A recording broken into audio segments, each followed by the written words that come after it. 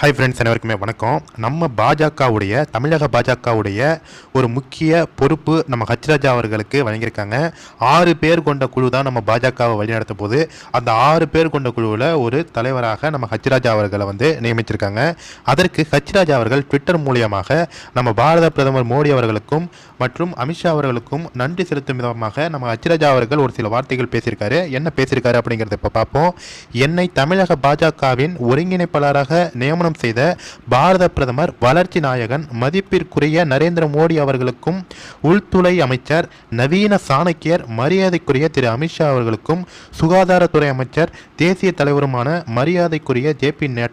நட்டா அவர்களுக்கும் என்னுடைய நன்றியை நான் தெரிவித்துக் கொள்கிறேன் அப்படின்னு நம்ம ஹச்ராஜா அவர்கள் தற்போது அவருடைய ட்விட்டர் பக்கத்தில் தெரிவிச்சிருக்காரு.